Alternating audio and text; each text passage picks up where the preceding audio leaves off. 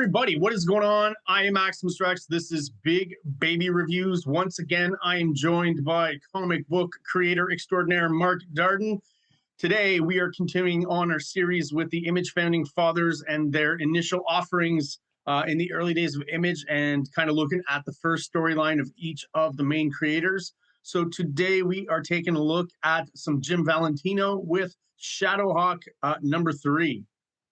First things first, I'm going to talk about the cover real quick. Jim Valentino, the one guy at Image who kind of brought along the whole gimmick cover concept, at least early on. I think he was the only guy doing it. So issue 1 had the embossed silver cover. Issue 2 just kind of had a silver color print. I don't know what you'd call that. Yeah, it was a wraparound, and it had that very silvery ink. I guess. Yeah, special silver ink. Yeah, that's right. And this one is obviously it's going to be hard to tell just by looking at it, but this is meant to be a glow in the dark cover, right? I've got the comic here. You can kind of feel those everything that's white basically on the cover. Every white section kind of has this raised, weird kind of probably some sort of chemical I shouldn't really be touching with my hands on top to make it fluorescent and glow in the dark. And the back cover has that same thing for the whole Image eye. I guess they figured if, when printing, obviously you're printing one sheet like this, so you might as well take advantage of it and, throw a huge white Image logo and have that glow in the dark as well. So. Yeah. But it also, it's his best cover, like of the series. And obviously mine's flipped backwards, but of the series, it's his best looking cover, the figure looks nice. It's mostly in black, but with just enough hatching. But it's a good looking figure. The angle's cool. The buildings for the city. I mean, I do like, and I've said this before when I was doing my Guano Guy comic book, my artist buddy would do a lot of detail like what you see Jim Valentino do, where he would fill up the backgrounds and he'd give just a little bit of extra detail to the buildings, but they'd all be actually drawn by hand, which is nice instead of a lot of the the reworking photos that's done in comics a lot of times, which I don't appreciate versus somebody drawing. But, like the colorists and the way they're working each building to put a few cracks in, and they just put a little hatching in, and, some of the bricks have a little bit of detail. I appreciate all that. Putting it at angles nice. That lightning bolt in the back that's really thick, that's so it'll show off when you turn the lights out, and this thing still glows in the dark. So, yeah, it's his best one. This cover's pretty cool. Yeah, I think we've talked a lot about how SHADOWHAWK is basically kind of like a Batman type character. So I think you get that vibe here. It's a very Batman kind of pose on top of a gargoyle.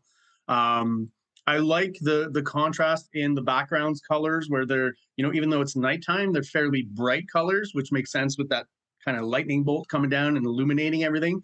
But you still got the kind of stark contrast and lots of black ink and almost full silhouette kind of with SHADOWHAWK. So I think that works well.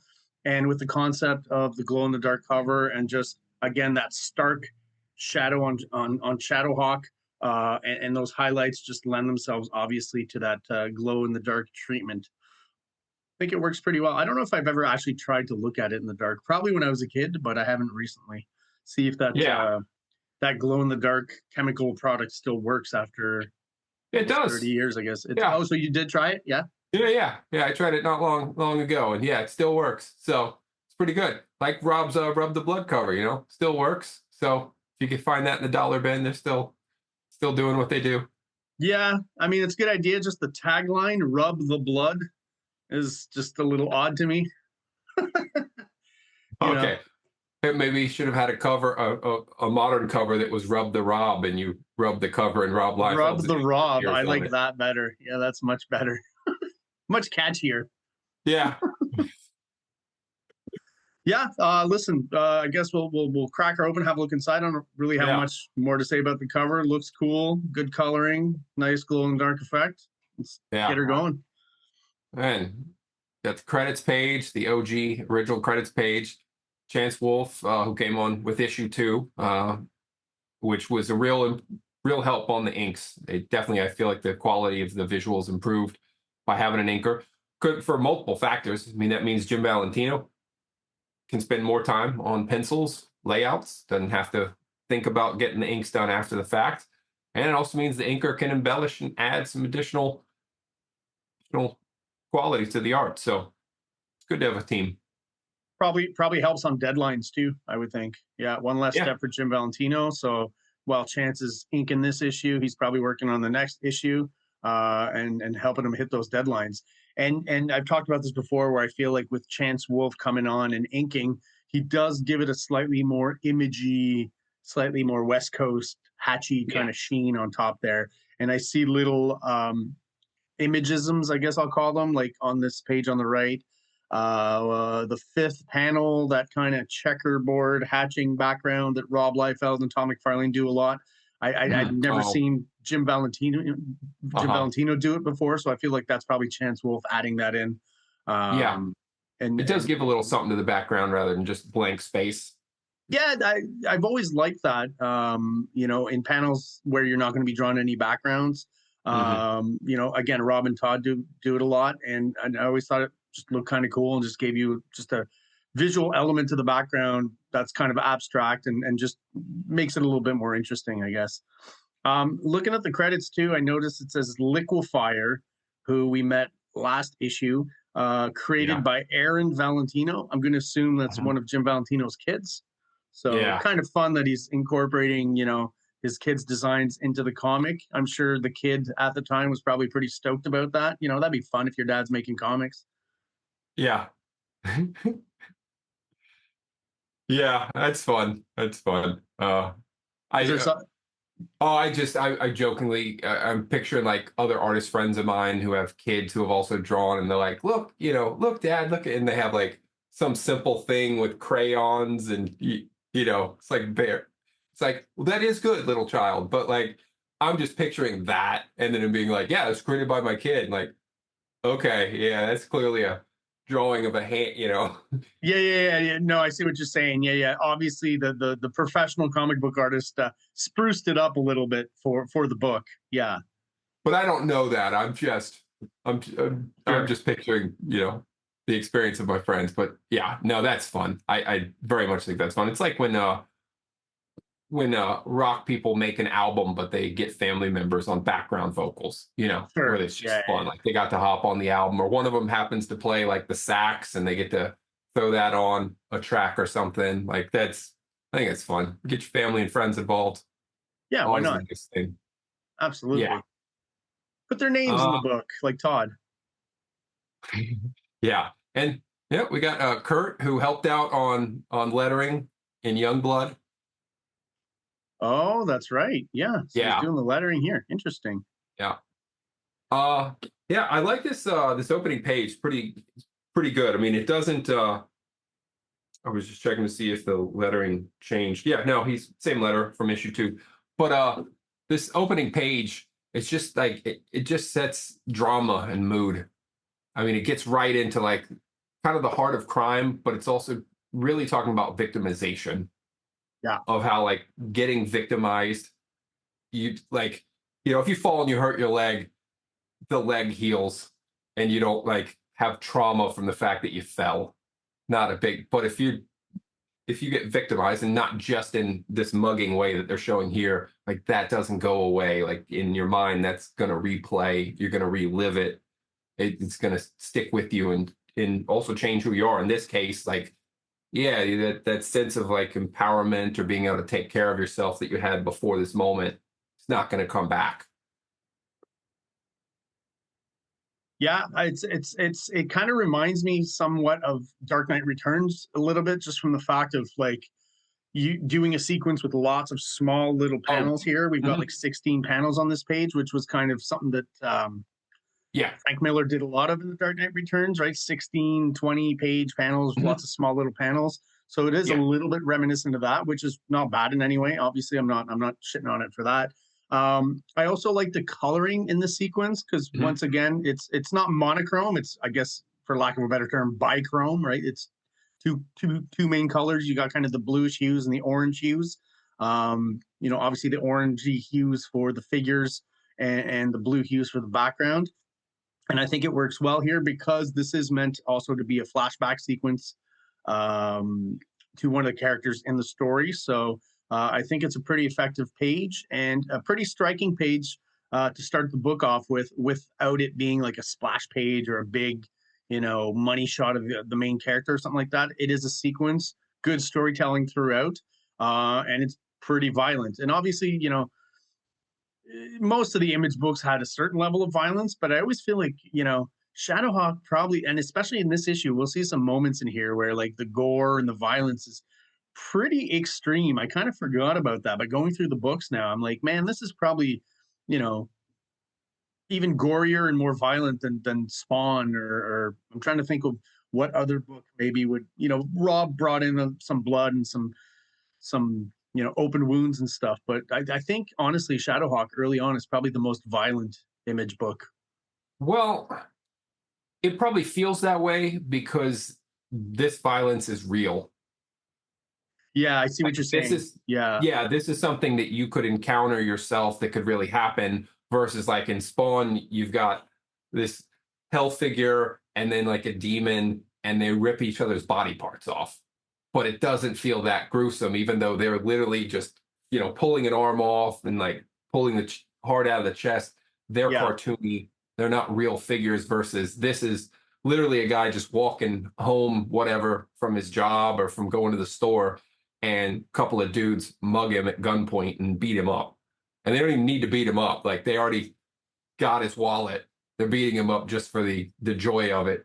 And that could be real. So it probably feels more gruesome because it's a real person being abused by other real people. Yeah, that makes sense. Rather than being like superpowered beings being violent amongst each other here, this is, obviously something that could play out in any big city and happen to just a regular person. Yeah, absolutely. Yeah. I do think, like you were bringing up, the colors help with this because they go from this blue where like things aren't quite so bad, and then as it goes into like they've already held him up, they got his wallet, and then it starts to shift to these oranges, and then of course bringing in red blood at the end of like, oh, it just gets worse. Yeah, you just made me notice that actually, that the blue backgrounds kind of disappear the moment the violence starts, right? Because just before he gets punched, the background's blue, and then the next panel, boom, right away we get into the orangey kind of red tones for the background, and that is consistent throughout the rest of the sequence here. Yeah, and then that final sequence holding the same point, same level point across, but it's just a figure like bam, and then falling down out of it, which gets it captures a good sense of falling, where it's like as a person he's not just physically falling, it's kind of like his heart's falling as well, like his feelings in the world are falling. Yeah, a little bit of symbolism there. It's a nice sequence. Yeah, wow, nice. It's a good opening sequence, and it doesn't really connect anything in the story. It's just giving you a feeling of the city, and of like, I guess in a way you get a sense of like, well, here's a reason someone like Shadowhawk needs to be out there. Like, this is what he's out there to try to stop. Yeah, would have been cool if they did an Alan Moore kind of thing, though. Like if you came to a page like this one late in the book, except it was flipped, and now it's, the thugs getting caught by Shadowhawk, and maybe they catch the extra beat down they weren't expecting, or like, oh, you already beat us down and stopped it. Oh, but then you also broke my back. You didn't have to do that. Yeah, and the layout is the same and kind of mirrors the original sequence. Yeah. If it just showed the thug just, oh, I took this punch, and oh, that punch, and oh, just I'm never gonna, oh, my back. Oh, the final sequence is the back. They could have done a long back break as the final sequence. Oh, missed opportunity. Yep. This man, I really love this page. And again, I mean, I'll say it every time. Of these 6 guys who come out from it, which was supposed to be 7, but the 6 guys who actually launched the books, and they're top artists, they're flashy, they're rock stars at the time. I mean, their stuff is where like you look at the comics, there's no story in some of them, and it's still just like, oh wow, this art is so cool. Like, I wish I could do this. But if you're a comic creator, or you want to be, this is a good book to study, because you can look at this and you could learn with practice. Like, you could emulate what he's doing and improve on it, but you learn a lot of good techniques because the storytelling is there. learning to like, hey, fill up these backgrounds, put in details, don't cheapen out. This way, I mean, as the audience, we know where we are from the get-go. If you don't read the words on this, you still get a story out of it versus just like, oh, cool looking picture. Like we see that like SHADOWHAWK is in distress because he's got the hand to the face. He's leaning forward. Obviously, the helmet's messed up. And then you've got the fall with the fall lines. He crashes into the alley. And then, oh, there's just this girl nonchalantly walking past that alley that he fell into, continuing down the street. And then, oh, you get the alluding to because of the hand coming from around the corner. It's something, and then her facial reaction, obviously something's bad is about to happen. And you can get all that without reading the actual text. Yeah, we've talked about this a lot. One of the problems with some of the image books and maybe more the teen books, like Wildcats and things like that, and Youngblood, where you're having to throw in a lot of narration and text to explain what's going on because the pictures aren't giving you the full picture, to use a pun there. And we've talked about this before as well, where Jim Valentino, maybe not the flashiest artist, but I definitely think probably the best storyteller of the bunch. He's probably been drawing comics a little longer than all the other guys too. Maybe not Eric Larson, but they're maybe a little closer in age. And again, maybe that's another thing because Eric Larson is also a great storyteller as opposed to maybe the younger image guys. But yeah, this sequence, like you said, you can take all the words out and you would pretty much still understand what's going on just from the art. I mean, you talk about the reaction that she has in the last panel. You get a little bit of a prologue to that with the hand of our liquefier guy just kind of coming out of the shadows there behind the wall. So yeah, just really good, clever storytelling, and also very complete backgrounds and environments. Right, SHADOWHAWK falls into this alleyway. It looks dirty. It looks disgusting. You know what I mean? Garbage strewn everywhere, dirty potty water on the ground, like, old 2x4s, lots of stuff going on. It's not the Todd McFarlane rubble. That's kind of cool, but that just looks like indistinct matter and things have fallen. Here, you can actually go in and pick out what these things are. And there's actually quite a lot of detail, surprisingly, here from Jim Valentino. And even the background behind that, I find like the taxi cab, the bus, the building, and it all helps to create a really cool layering to this. What is basically a double page spread, but with insert panels and just without cheaping out on the storytelling side of things. And even that first sequence of SHADOWHAWK walking into the alleyway, how the panels are broken down, and there's definitely like a diagonal from him walking to falling in the spread. The final shot, I think, is very cool. Just a great storytelling page right here, and just lots of neat tricks that he's using that all of us can incorporate in our comics making to make the story more interesting. And once again, tell the story in the visuals. Use as little words as possible to explain what's going on, and use those words hopefully for dialogue, characterization, all that kind of stuff, and not having to explain stuff that you haven't thrown into the art. Yeah, because in this, visually you've got the storytelling, so he uses the words to be able to add the extra layer, the extra detail. Like, okay, here's her name. She's kind of a troubled young adult. She's got a nickname, Dice, because it's a negative. She gets rolled a lot, I think, is the gag there. I was gonna say I'm not quite sure, but I think you're probably right. That makes sense. Yeah. So it's it's setting her up as a troubled young lady, but kind of an attractive one. So it's and then there's all the other visual things too, though. Like he frames the page top and left with the white, so it's framing the art, but then it goes all black across the rest of the page. So the bottom and the right side all fades to black. So it really frames the art, which is cool. Again, he does the thing with the lines where you've got that blue color line going across the top. And so these are all just little graphic elements. So again, that's why I think like if you're a comic creator and you're trying to learn, these are just all little things you could play with to be able to spruce up your own pages. Like these are just cool tricks. You could try them. It's good experimentation. Like you mentioned, the falling panels, but also the way the colors go, because you get very flat colors in panel one, which works really well for it. And being a scanned out panel. So you've got flatter colors, but then the colors change every panel. So also the mood is changing because it goes from like you've got the purple and orange, and then it gets a little brighter. So you've got a brighter orange, little duller purple, and then brings in the magenta. There's so much that I appreciate it now that I make comics, and even though I'm not the person who draws them, like went to art school, now I'm the guy that writes them. But sometimes it's a little easier to conceptualize to the artist, like what process they have to go through. And so what kind of details should I give and what should I leave out? Sure.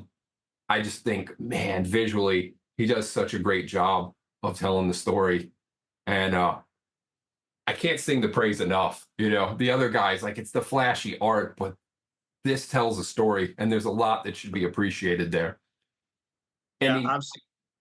like you were mentioning, like, because he already did Normal Man. He already did indie comics where he had done all the parts. So he's coming back to that rather than the other guys coming into what it's like to do the whole book themselves. Yeah, I think like in as much as the subject matter of Shadowhawk, he's trying to kind of fit in with the Image guys, a 90s kind of violent hero and all that kind of thing. But when it comes to the storytelling and stuff, I do feel like there's some of that Image thing with the anchor shot and the splash pages and that, but it's not gratuitous and it doesn't ever compromise the storytelling. Where in those other Image books, I feel like there is a compromise going on there. One funny little detail though, there's and we'll see more examples of this in this issue. New York City, it's a metropolis, lots of people, it's a pretty big city. A lot happens in the same couple of city blocks. Shadowhawk here just fought arson, falls down in this alleyway. We can pretty much assume from the sequence here that basically on the next corner in the next alleyway is where the liquefier is, right? So Yeah. it just, for storytelling and convenience sake, I get it, but it's like, yeah, a lot of the action's really happening only over a few couple of blocks in New York City, if you stop to think about it, right? Yeah. So I like kind of the sort of humor, but also showing that like just being like it's that thing of like you were just on the wrong block. Yeah. Like you could walk into one store and everything's fine, and the next store over is the one where a fight broke out. And you wouldn't have been in that if you were just right next door. Sure. She walks by the alley where Shadowhawk crashes into, and then like the around the corner, if her building was just that one right there, Yeah, everything would be fine. But she happened to go to the wrong spot. And I think there's some humor to that, but also like that's kind of a real thing too. Sometimes it's like you just left the party 15 minutes earlier, you wouldn't have been caught up in all the drama that happened. It is. Or maybe just establishing that this is a really shitty neighborhood. Lots of bad things happen, right? Maybe. Oh, and then and then we get the big splash page of the monster. And there's again a lot of good to it. Like, sure, it's not what Jim could do or what Todd could do, but you definitely get the feeling this is a horrific monster. You've got this slime dripping off, you've got that acid, the color does a good job. I like the fact that her jacket stands out. It's a nice color choice. Like you've got the green monster, and so she stands off from that a lot. They put a lot into the textures. Like, obviously, I've turned it so that we can just look at it up and down. But yeah, I think they did a nice job with it. And not too much dialogue, because I mean, what is there to say to add to this scene? It's really, again, really easy to understand with the sequence prior to this, kind of the money shot that we're coming onto when we turn the page. It's pretty clear what's happening here. Don't spend. Yeah. I remember as a kid getting to this page and reading the dialogue and stuff, not spending a lot of time on it, but spending a lot of time just stopping and looking at the image and the details. And like you said, the acid coming off of his body and the smoke coming off of the acid on the ground, and just not just detail for detail's sake, but story detail, I guess, is what I would describe it as, right? All these details in service to the story. Yeah, and that's another trick in comics is when you want people to really spend time on the art and look at that, you have to cut down the words. Yeah. So if you've got a shot where you really want people to spend the time picking over the details, get the words out before you get to that spot, and then drop back on the words, because then people will pour more time into looking at the art. Versus if there's a lot of words, they're going to spend the time reading the words and kind of getting the art as they go. So, yeah. Yeah. No, this is definitely a good example of that for sure. Yeah. Yeah. And this silly monster, as we see throughout the issue, we never find out really anything about him, as far as like, is he an alien that just landed on Earth? Did he escape a lab? We never know. We never know. He's just a confused alien who doesn't want to be in the city, and he's just eating because he has to eat. As it goes on, as I was reading this, and I'm like, dude, just get out of the city then. You obviously hate being there. Like, you can walk out of there, might take a while, but you could go to, like, it's not, you walk out of New York, there's some really nice countryside areas. You could be wandering through the woods. You could be eating deer instead, I was going to say you can better. start liquefying wild animals rather than humans. Yeah. Yeah, it'd take way longer to get noticed. I mean, this guy, they probably tracked him down in a week. But out in the woods, yeah, it might be a while. Yeah, well, yeah, exactly. Like, he's not too hard to find, right? Follow the trail of acid and burnt sidewalk.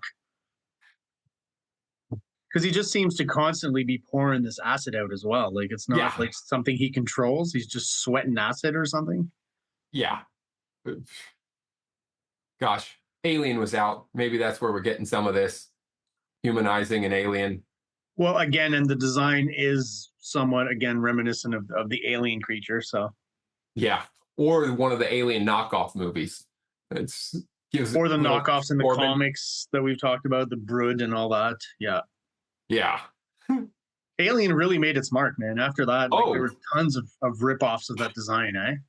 That was hugely influential. I mean, obviously the artist was very famous, Geiger, doing the designs that he did, and he did designs for other films. He had worked on a previous space monster film with the same, I think, director or producer. So that's kind of how he got linked in, and his design work was a cool story idea.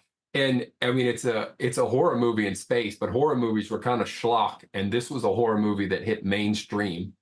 They were able to sell it. It's science fiction, but really, it's a horror movie. Yeah, but it's much more serious tone, right, than what we were used to maybe at that point. Yeah, it kind of ushered in that 80s serious horror movie vibe, right? That kind of showed up, because most horror movies up to then, maybe other than like Texas Chainsaw Massacre, most horror movies were pretty schlocky.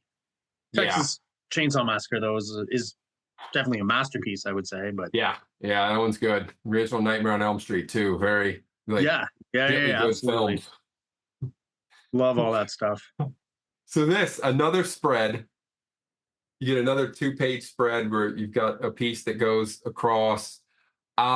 This one, gosh, it's such an interesting, weird one, because we saw this girl from the previous issue, Vengeance. I don't remember her actual. Tanya, or what her name was. Tanya, because I think even they put the little star in the dialogue in the box there, because I guess they assumed that back in 1992 when this came out, not everyone was familiar with Latino culture and Spanish pronunciation, so they actually help you out there. Pronounced Tatiana and Juarez. Yeah, so we've got the girl whose boyfriend got his back cracked by SHADOWHAWK, and she's like, oh no, how are we going to get money now? And I'm a single mom, and apparently she's not single momming hard enough that she can't come to this meeting. Like a penthouse with a rich person. But, your boyfriend that we're supposed to feel bad about was a thug who was beating people up in the streets. So it's hard to play the victim card here. But also, this is the same woman who the other woman, the dressed up woman, is the woman who was at the party last time, who was throwing that big gala affair, and all these people are there. She's still in her fancy dress, but she was using that party to work people over. She's working the political system and manipulating things because she's a big high roller in the city with lots of money. So she makes a ton of mob money, but she also makes a lot of legitimate money through businesses, developments, but she's got arson, an arsonist, destroying the city so that she can get the contract to rebuild the city and make a ton of money off that. So it's very manipulative. But she's got the time to meet with the lowest street level person, which the quirk in that is why this person? Like if this girl had a superpower or something that would make her stand out other than just, I hate Shadowhawk. Yeah, a bunch of other people do too. Why her? Like, how did she get this meeting? Yeah, it's never really explained, right? I think it's just because she's, out of all of Shadowhawk's victims, we've only ever focused in on her and her boyfriend, right? So obviously for story's sake, it's maybe more convenient to introduce her to this rich person rather than someone we haven't been introduced to in the series before, right? I think it's just a thing of convenience, but you're absolutely right where it's not really explained, so it's kind of odd. Yeah, just need a reason. I do love, though, so they make another connection here. But first, I want to point out the lettering is so quirky, hilarious that when they introduce this guy, the lettering looks like Blawjack rather than, it's supposed to be Blackjack, but it's totally reads as Blawjack, which I'm like, that's perfect because this guy is very, very bad. He's, yeah. Like when she's like, "Oh, you were in Youngblood," and like, no, he didn't make it through the trials. Like, yeah, he looks get on. He looks like he couldn't make it through basic training. Yeah, absolutely. Yeah, he looks like somebody who showed up to the tryouts and did not make it.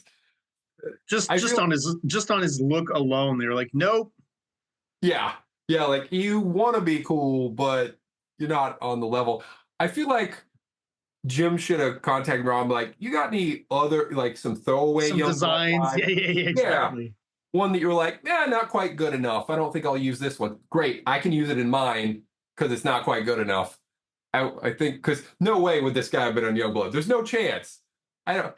Even just aesthetically, like, to me, he's almost a bit of a throwback. We're in 1992, and he looks like a 1985 kind of character. It's almost, if you know a little bit about these Marvel characters, I feel like if you take Wonder Man and Doc Samson's design from the 80s and kind of smush them together, that's what you get here.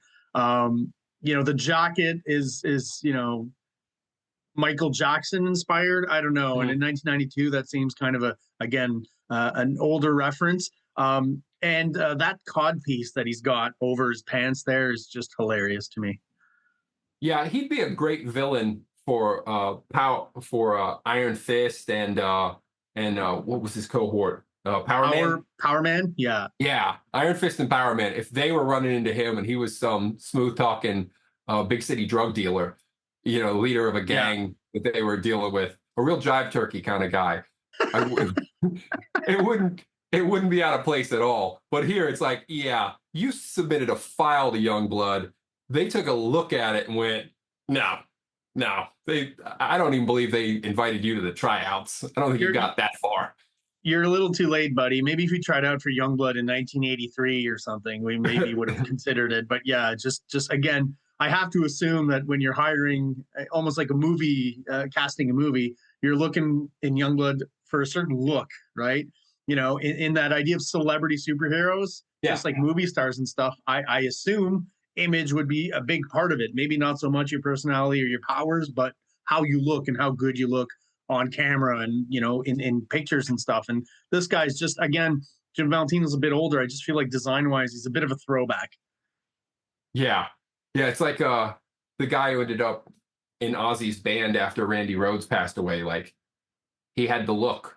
There was another guy up for the gig who is a fantastic guitarist, went on to do a lot of stuff, but like literally that guy was working a job where he needed to cut his hair, so he had short hair so that he could do his day-to-day job, and then comes and tries out and he's got all the chops, all the skills to be there. But when the other guy walks in with his long teased out hair, and I was like, oh yeah, we're gonna take that guy. Yeah, we can throw him in a music video tomorrow. He can be on stage with me. What's with this short hairdo, man? Get out of here. I don't care about your guitar talent. Yeah, it's all impressive and all, but what are we going to do with you? Can't put you in the picture. Yeah, I think back then, any guitar player with short hair would just right away say, yeah, there's no way. No matter how talented you are on the actual instrument, they're not going to take you just based on your look, right? The 80s, very visual. Yeah. You Uh, talked earlier about using, pictures of cityscapes and yeah. how you didn't like that. Um, Yeah. they do it here, Yeah. but I don't mind it, to be honest. I think it looks pretty good here because once again the picture's a little bit washed out. They used the blue kind of monochrome thing there. I don't hate it. I think it works and Uh-huh. for a little bit of time saving. And I don't mind it as well because generally throughout the rest of the issue, once again, Jim Valentino doesn't cheap out on the architecture. We've talked about this before, how he's really great at drawing buildings. The cover shows us that. And even on this double page spread here or double page layout, the first establishing shot, the vertical panel, Mhm. is another good example of just some great architecture. Very detailed as well. I'm looking at it, and there's like a satellite dish and little windows and stairs and stuff, and the water tower just looks really good. Great establishing shot. Yeah. And across the spread, we get 10 panels. So that's a pretty good, like that's your standard 5 panels per page, despite the very large imagery. So he's doing a good job of using the space of like little panels and then big shot. And then Yeah, story wise, we then also check in on the girl, if you remember from the previous issue, who runs into like they had the burning building because of arson. And then next door, there's like the next building that's about to go. And she runs in, and there's her friend Carl, who she's like, "We got to get out of here." And he's like, "What? I can't leave all my weaponry." "Well, okay, but we got to go." "Well, yeah, but I can't go out there with all my weaponry." "Okay. What are we so gonna do what, then, you're just Carl?" gonna die here with your weaponry? Like, yeah, Yeah. exactly. Yeah. So she was previously a police officer and got kicked off the force for excessive force. So alluding to her being like, oh, this could be another one of the Shadowhawk possibilities. You've got That's the right. detective whose family was killed and his parents was killed in front of him when he was a little kid, very Batman-esque. So he went and became a detective. But that guy sort of either is throwing us off or immediately goes, "Oh no, no, I'm trying to chase down that Shadowhawk guy. I'm not him. I'm trying to find him." Which is like, okay, could be, could be. And we have this girl who's in very good shape with their short hair, very much Batwoman-esque of Yeah. the modern Batwoman character that came out. So, oh, maybe she's Shadowhawk. And then, of course, we find out it's like, no, it's just that guy that we've seen here and there in the background who's talking to his brother occasionally. It's that Yeah, guy. exactly. Yeah, yeah, yeah. Yeah. Um, So we check in on her, and she does mention to herself like she's starting to break down because she lost Carl. We don't know what happened to Carl. Uh, but she's like, "Oh, I got to keep it together as a cop." And like, thought you got kicked off the force. Like, are you or are you aren't on the force? Because it seems more like you're out. yeah, I was gonna say sequence wise, Valentino's done this in the past few issues as well, where Mhm. typically you're gonna start a new sequence on a new page, but he starts it like at the bottom of a page. Yeah. And I mean, I don't know if that's a choice or why he's doing that exactly, if there's a specific reason, but I don't find it quite as effective. Like here, he literally has to throw in that little arrow narration there to make sure that as you get down there, you understand, okay, now we're into a new sequence, right? Where it says, and on that note, Mhm. elsewhere in the city, right? So I feel like if you're having to throw that in to make sure it's clear, maybe you want to start that sequence on a new page, and that would make it even more obvious, right? Yeah. And I suppose the other reason to do that is you got two characters with orange hair, so visually there could be some confusion. Sure. Yeah. Yeah, I see your point. I just think it would work better if it started, on the page turn rather than at the bottom of the page. And he did it a few times in past issues, and I kind of Yeah. felt the same way. All But it right. does use the space well. But yeah, I see your point because they lead into this scene, which they really don't continue to talk to her. Like she's in the background of this scene, so they kind of remind you that she exists via those panels that lead into this scene because then they move on to said detective character who's like, it's not me, I'm chasing Shadowhawk. Yo, what are your, they get more into him, but again, he's out doing detective work, and then a reporter shows up. We get the kind of gruesome aftermath of the liquefier. Yeah, this is one of those good examples of the gore that I was talking about in Shadowhawk. You've got the kind of melty, gross skin of the legs, the Mhm. leftover bones, the little bit of jaw at the top there that's left over. Yeah, I forgot about how gory Shadowhawk could be and how many sequences involved gore.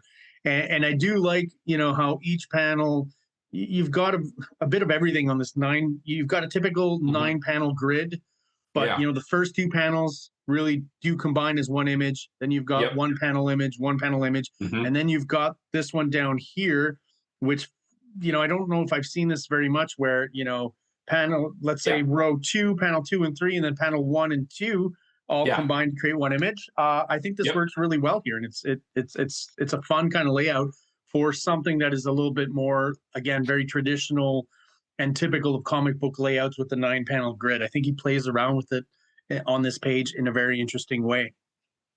Yeah, and they start and finish on a shot of that same blonde woman with red background, so that also kind of frames the whole page as well. But yeah, it's a really cool use to have. It's the broken up panels, but a lot of the panels really go together, and the fact that they don't just connect of like, oh, it's these 4. No, it's 2 over here. Yeah, it's that they're here. off. You know, they're not. It's not like a rectangle or anything like the first 2, right? Which that works obviously, but I don't think I've ever seen that. I mean, I may have, but I mean, this is just a really interesting example of that, I think, and it works really well. You're not confused in any way, and it gets the point across of the gruesomeness of the liquefier's aftermath. Yeah, again, comic creators, this is a really good series to pour through and just like study the tricks and the techniques the guy uses. I never appreciated all this stuff as a kid, but as an adult going back through it and making comics, like, oh yeah, this is all stuff you can learn from. This is the comic you could try to emulate it and do it better versus the other ones. Like, yeah, those are really pretty pictures, and it's going to be really hard to be able to do what they're doing. But this you could do, and it's actually better storytelling. I've found a whole new appreciation for the series and Jim Valentino, specifically relating to, like you said, the storytelling. We didn't really realize it as kids. I liked the series, but I was like, the art's not quite as flashy as the other guys. But man, the storytelling is really on point. Yeah. And then going from 9-panel grid, and we go back to like, you've got a graphic where you set up that this guy's working in the dark by having this line go across the page where everything's black underneath it. Got those yellow lines going across just to throw in a little bit of a graphic detail. They finish up the scene from the page before, but they wrap into it via the television because the other lady's the reporter. So then it's after her seeing the crime scene, throwing up, talks to the camera guy. Now she has to go on air. Boom, there she is on air on the TV that Shadowhawk's got playing in the background while he's fixing up his armor. And it's kind of funny how he's sort of still in the suit, but he's holding part of the suit, and just love how cartoonishly he's like, oh yeah, I'm fixing my suit, but I'm holding it up this way so you can't see my face because we're still trying to keep that a secret. Very conveniently, yeah. Although by the arms, we can rule out that I'm pretty sure by those arms we can rule out that it's not the officer who got kicked off the force for excessive force, because she's in good shape. But not like this guy's. He's huskier than that, so it's not her, and it's probably not this detective guy. Just the lats that we can see there, you know, that does feel much more like a man's physiognomy than anything else. And a dude who works out hard, pretty hard. Yeah, it might be on the roids. I was just, again, it's a comic book. There's funny stuff that, you know, you can't or you don't want to explain, or you don't have to explain. But I do think it's kind of funny that Shadowhawk has this metal armor and he's holding it up here. To me, it's like, how heavy is this armor that he can just, like, you know, or how light is it that he can just kind of pull it up and hold it up like that? But of course, Shadowhawk's armor never really made sense in the comic, right? There's no joints that you can see, so it's like, how does it actually bend? Is it liquid metal? What is it? It's just meant to look cool. Holding the armor up is the physics you really want to start worrying about, because if you're questioning whether he can pick up said armor and hold it up like this, which you can, based on military stuff I've been through where you've had to hold up heavy objects for a long period of time, you could hold this armor up. But how the heck are you swinging through the city on it? Yeah. I mean, it's hard enough to swing by one arm. I don't know if you've ever tried to do it. It's tough. Yeah. It's real tough. So imagine trying to swing on one arm while you're dressed like a knight. Like, no. oh, you're gonna swing by one arm and then swing off it and somersault in Yeah. heavy armor. No, you got to pick one. I even going back to D&D, you know, the thief who does the acrobatic climbing through the city, he doesn't wear plate mail. You know, that's Yeah. those two things don't mix. The guy who wears the plate mail is the tank. He walks slowly into the stuff, bashes a lot of things, can take a lot of hits. The person who's acrobatically moving around the scene, he's got to go pretty light. So let's not get into that because that don't make sense. Yeah, even in D&D, which is, let's it's like an imaginary game. Yeah. They still consider physics a bit more in those kinds of situations, for sure. Yeah. But it's a cool scene. It's nice to see a hero repairing his gear. That's something you don't get to see in a lot of comics. He's having to bash it back into place. He did get that ear fold fixed back up because you want people to see the hawk ears coming. I don't think they ever did that in the series. We didn't get a scene where like there's a crime happening and then someone just saw the ears coming out of the darkness. Like if you just saw the eyes and the ears coming out. Yeah, just highlighted. Yeah. Oh no, son, it's Shadowhawk, you know. Yeah, like start running. When you see that shot of like Batman's silhouette where it's just like, that kind of thing. Yeah. Also, like I do kind of think it's funny all these tools he's got on the table, right? He's got the blowtorch and the mallet and the hammer and stuff. It's pretty funny. Yeah. No, but again, he's filling it up with details and we can read visually the story. Also cool how, he shows us the table, but because it's in the darkness, we don't see the legs. Like it's kind of cool how the table's just floating out there. Yeah. It's a fun little choice. Obviously the TV, where it's an odd shape for a TV. I've never seen a TV with that shape. I mean, you just square it off, man.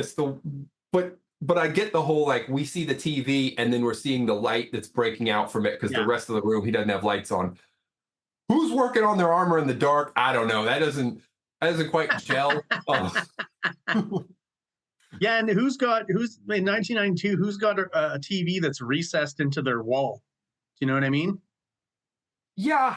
I don't know if it's that, but I get it. It does visually. I mean, he just found kind of the simplest way to get across that he's got a TV on, right? I guess is what the idea is here. The logic behind the armor or the TV on the wall. Who cares, really, right? It's just getting the point across visually. Hey, if you were being fancy, you get a TV, but then you create a wall around it so that it looks like a flat TV. Yeah. Yeah. And then when your friends come over and they're like, wow, never seen anything like that. They're like, yeah, and all it cost me was 3 feet of space in this room. Yeah. I had to move the wall forward to just, got rid of three extra feet in this room. Yeah, listen, in 1992, the only time I'd seen something like this was when I went with my parents to Graceland and visited Elvis's home. And Elvis had in the basement his pool room and pool tables, and he had like 6 TVs recessed into the wall. So Elvis could afford it.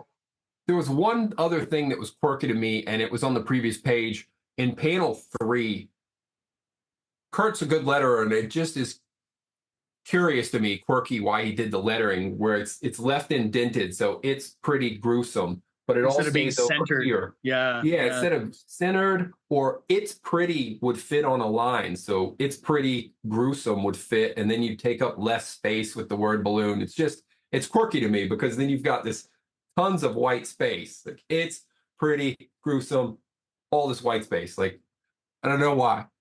It's a little awkward. Yeah, it's just awkward. Anyway, kind of fun. Shadowhawk launches into the city and they don't really point him out, but I mean, you could definitely see him in the background, but if you don't take a little bit of time to look, you could also miss him. Like, oh, it's just a shot of the people walking around the city, but he's nonchalantly in the background. I think that's a cool aspect. Yeah, just a bit of a color. I think they kind of went for a slightly contrasting color, but it's just not enough where he's a little hard to pick up in that panel. And just you would want to bring the attention there. I feel like when you look at this panel, your attention is drawn to the redheaded guy with the mullet in the front, and he just turns out to be just a character walking through this panel. So he's central in the image, but he's not important Mm. at all. So just kind of a weird layout, I guess, for that panel. Yeah, so I actually like it in this one. Like when you had the in the I think it was Spawn #2, where like Spawn's lamenting on the roof and Violator's in the background, and he has to stay like, oh, what does this guy want? Yeah, yeah, yeah. To get you to notice that the Violator's there. I like the subtlety in this one of the fact that like, yeah, You you kind of might have to not look for notice him a him bit. because the same way that these people in the city aren't noticing him. Like if people were constantly like, oh yeah, there goes Shadowhawk, versus in this, they're like, they're looking Oh, I see what down. you're saying. Yeah, I guess so. Yeah, they're Yeah. making their way through the city, and he's just slipping by. And there is plenty of text. I mean, if you're reading that text, you should notice the figure right below the text. Yeah, yeah, Uh, yeah. As you go from the first narration box to the second one. Yeah. yeah, and then just a couple panels of him actually using his line launcher, and I like that it's all in this blue. I kind of get the feeling because of the shape of the panels and the fact it's in blue. It's like, are you trying to show us what he's seeing as he goes through the city? I mean, that wouldn't make sense based on his red lens or whatnot, but I don't know. It's a cool effect. It's almost like a point of view kind of sequence. Yeah. And Yeah. then the text is a little funny, right? Because he says the casing isn't fancy, but it does the job. The hook digs into the chimney brick. It catches hold and you swing. You saw something similar to it in a movie once. Is he referring Right. to Batman? Yeah, of course. Yeah. It's got to be, right? Like, Yeah. for sure, that's Batman, Batman '89 reference. Yeah. Well, he's already done the Batman '89 hit. Yeah, And then Spawn, you notice that when Spawn leaps off the roof, it's very yeah, much the Batman '89. So whilst Jim Lee is very influenced by Terminator 2 and Alien, and Rob is very influenced by every cool movie that comes out, like Die Hard, and Commando. and you're voguing, and Yeah. so it's like '80s. Every '80s reference makes it into Youngblood, but yeah, like clearly Batman '89 was a big influence for Jim. Well, yeah, and we've talked before about how, with the time period when Image came out, it makes sense that a lot of those movies would influence the stuff that they were doing, right? Those were all kind of the movies that were popular at that time.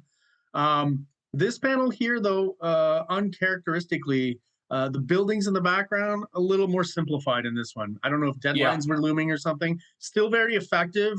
Because we've seen this shot already a few times. Shadowhawk kind of, hurtling through the skyline of the city. I just feel like with this one, they didn't spend quite as much time on the architecture. It's not horrible, but could have been a little better at that level. yeah.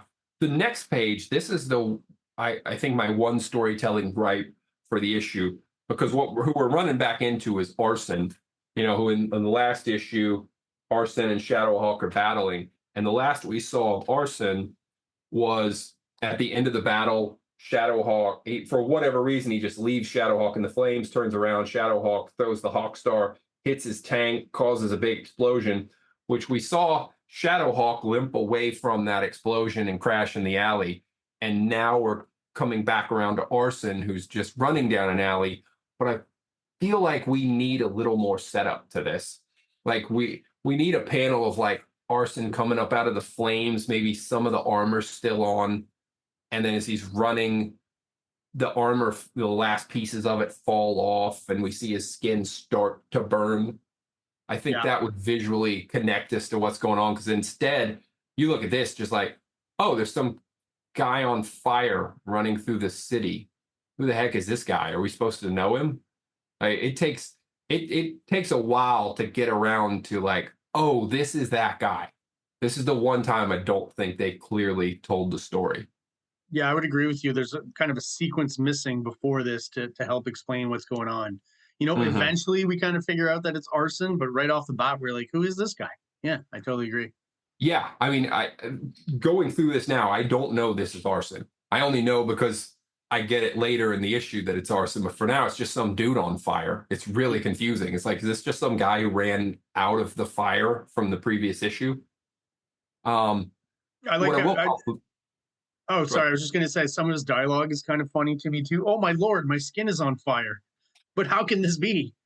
How am I Yeah, going to eat? How am I going to yeah. live? Right? Like, I mean, those are legit questions. You I know, agree, so, but just that he's like actually voicing it. How am I going to live? That's you just, know, yeah, kind of imagine funny if to me. you woke up and you lost an arm, and then you're like, well, then how am I going to go to work? You know, how am I going to get dressed? Yeah, it's these legit questions, but I what I would compliment though is I do really appreciate the colors, because you've got this purple background panel up top, and then everything goes to red, which is really cool, and then everything goes to green. So that part, at least visually, I dig that.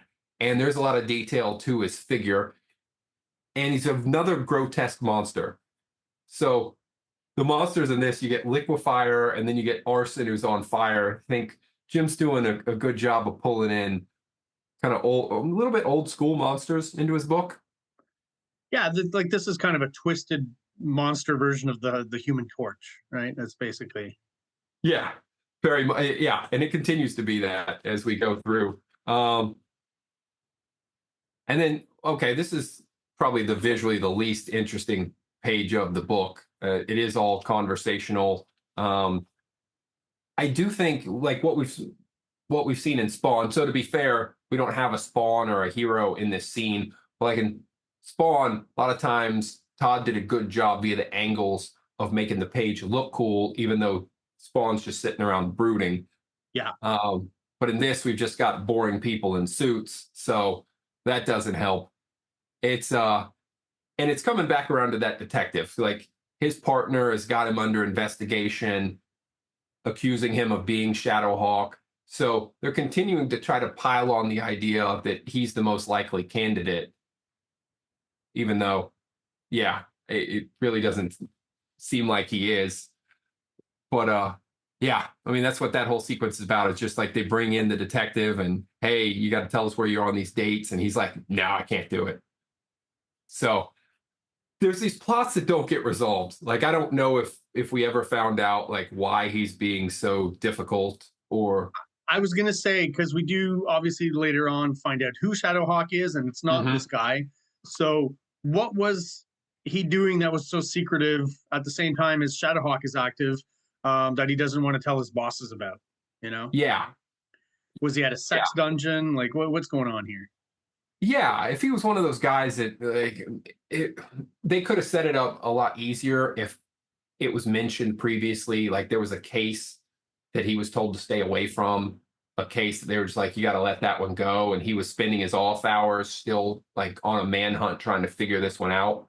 Yeah, That could have been a good way to like, you could allude to that, give us some hints, and then him not be able to tell you because he's at these other locations that he's not supposed to not be at. supposed to be. Yeah. Yeah.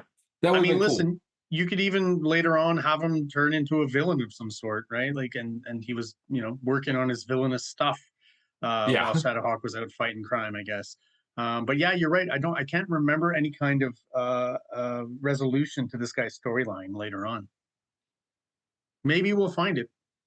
Yeah, this next page starts. So Jim does a couple of pages like this, where he's got what's going on with this guy versus what's going on with this guy, and then they switch up who it is, so that it all leads together of this triangle, trifecta of these people running into each other at one corner. And I do think it's effective and it's very cool. And again, he uses cool graphics. You've got this purple that runs down the page, and the monster panels are all framed within that, leading you that part of the story, versus the bigger panels of Shadowhawk operating through the city, tracking that same said monster down. And it's not, it's not like Shadowhawk's a genius here, as we talked about before. Just follow the puddles of burning acid, and you'll end up finding the liquefier, right? Guys Yeah. pouring his acid all over the place. Yeah. Hey, police guys, you were at that same crime scene. You didn't bother to follow the trail of acid? Hey, detectives, do some detecting.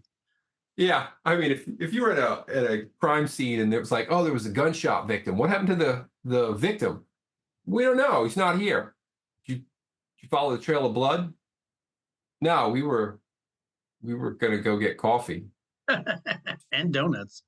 Yeah, and some donuts. I mean, those are good on late hours. But yeah, all very simple detective work. Picks up a board from the alley and like, oh, what does this stuff do? All right, this would not be good to stick my hand in. glad I used this piece of wood. And I mean, Angles. yeah. And story wise, I mean, you know, in this type of book or in a book like Spawn or something, it does help a little bit that the police tend to be ineffectual because, you know, that's why the hero is needed, right? Because the police Mhm. just aren't doing their job properly or just are not figuring it out on their own, right? Yeah. And again, Jim Valentino, good artist on this. I mean, you've got the front view shot, but we throw it at an angle, so it's a little more dynamic. Then we get a really good rear shot, but it's not directly behind. It's a side, it's a side corner view from behind. So I mean, if you're learning to draw, like what do you learn first? You learn to draw somebody from the front, then you learn to draw them from the side. Yeah. Then maybe you learn to draw from behind, but this isn't that. It's at an angle too. So And there's foreshortening, and yeah, it's not an easy shot to be yeah, sure. Yeah. yeah, just running Completely away agree. behind shot at an angle, and of course turn the page a bit so that the motion you feel it even more, Yeah. and then going into one of those shots of the character in motion. So they do the different muted colors for all the he leaps, grabs this somehow he grabs the fire escape above and then somersaults Flips. off it. Yeah. It's a little bit of a weird angle, but yeah, all right, we'll go with it. Turns It's into the roll and then up to the roof. it still works if you don't think about it too much. Yeah, and then Yeah. he does this in armor, so this guy's in shape. Yeah. He can jump But really high. yeah, but just great. It's just great visual storytelling. It's great art. He's got like all the tools are there. Absolutely. This shot also really cool that I don't get the impression this was a time-saving contrivance. Like you just got the outline of the figure with very few details, and then it Yeah. relies on the colorist to give it a little more dynamics. But I don't get the impression this was just done to like, oh, I don't have time. I'm just going to draw up this figure and move on, because it is a money shot. So Yeah, I remember when I got to this page, I was like, I get the same feeling you do. I don't think it was time saving or any way. They were probably going for some sort of effect. I just mhm. don't know how well it works, is how I'll put it. It's not, I mean, it's fine, but it's just kind of an odd choice, I guess, is what I'd put it down to. It stands out.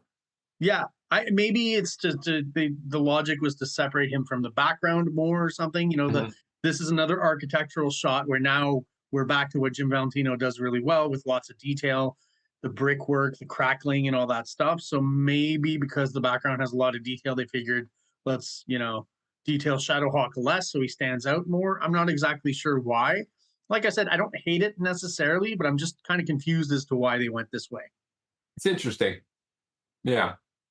And then he repeats what he did on the previous page of doing, again, it's the monster who's trailing away, but now we're following Arson as he's running through the city, still trying to figure out what's going on with him. Um, and he really gets into, it's kind of funny. It's like, oh, they won't recognize me as fireman so and so. So throughout this sequence, I don't know if it's trying to humanize him a little bit or if it's making him seem a little more normal. Because when we met him as a villain, I mean, he was just a guy who was like, yeah, I just love burning stuff, except for puppies. That's not cool. Yeah. And yeah, do we even know he was a fireman? I think so. Yeah, did he? Because Okay. he showed up in a fireman's uniform. You're right. You're right. Yeah. Yeah. So yeah, he was an arsonist who also worked as a fireman. So he would know a lot about fires. So For sure. Makes sense. yeah, how he knows about making a flamethrower costume and with Maybe he's just making sure he and his firefighter buddies have work, right? And no one gets fired from the fire department for lack of fire. yeah. And then you've got the liquefier monster who just manages to bash his way into some building so that he can hide out because he kind of hates himself for doing what he's doing. But man, I just got to eat.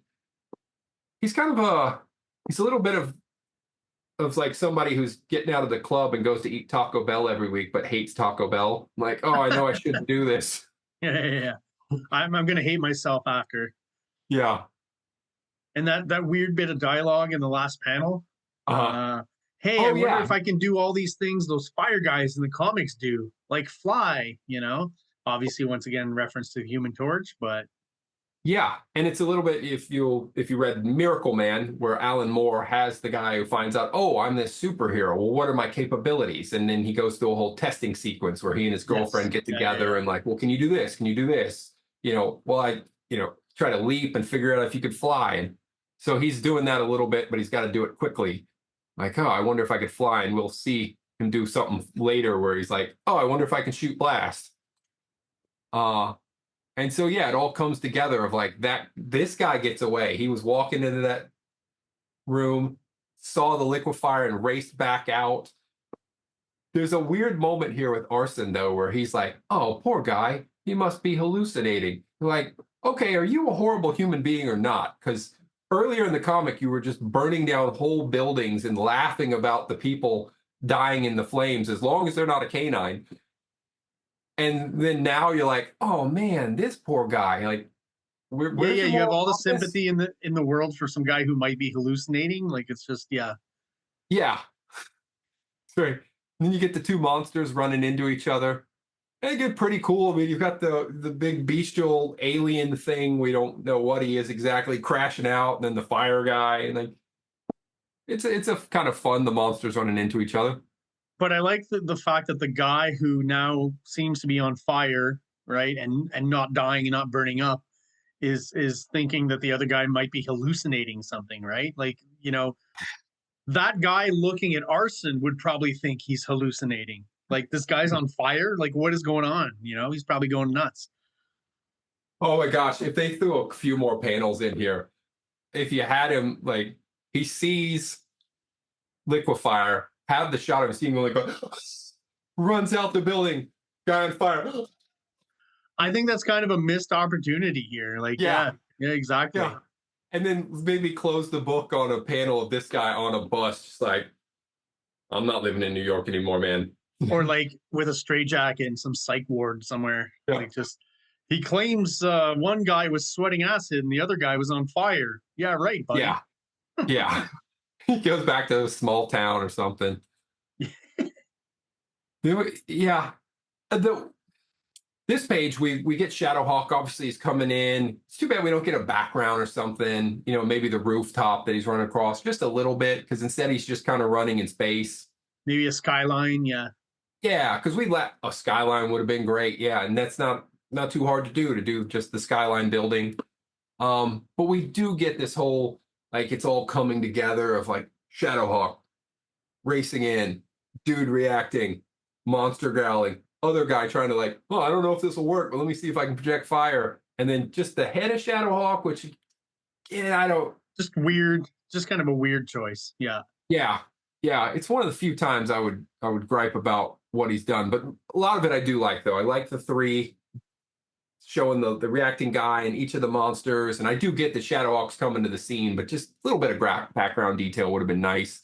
And just the head sticking out. If it was a panel that was more by itself, maybe it would have worked more effectively. But it just sticks out. And then the way he's coming in at the end, though, it's almost like he's running down the wall. I mean, I get he's leaping, but because the one leg goes back and off panel, it does give this impression almost like, is he just kind of running down the wall? Absolutely. Yeah, it does kind of look that way. Yeah, not the most interesting page in this book.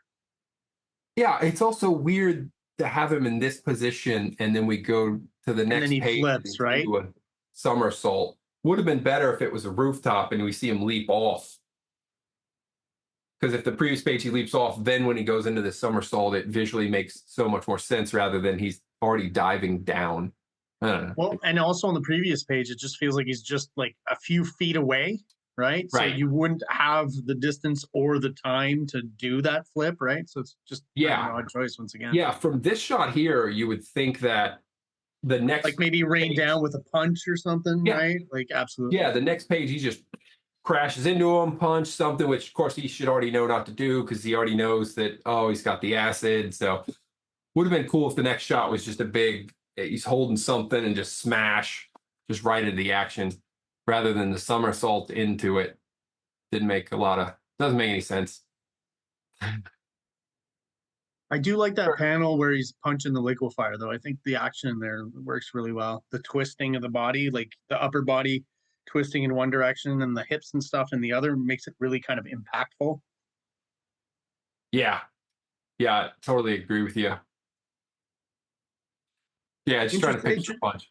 interesting layout on this page too. It almost, to Mhm. me, looks like a Spawn page in certain aspects, like the lower 2/3 of it. There's just something about the choice and the crops and stuff that just Mhm. reminds me a little bit of McFarlane's kind of style of storytelling.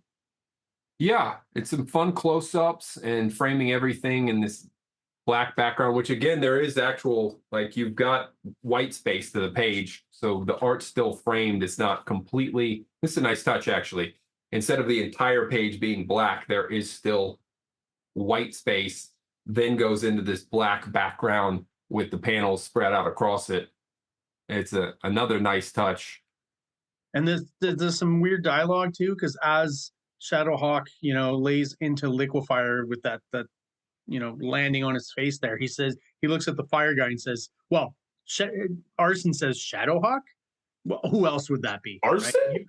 Yeah, yeah, yeah, yeah. But the fact that like he's questioning Shadowhawk, well, yeah, you know what he looks like. You just fought him, so that's got to be Shadowhawk.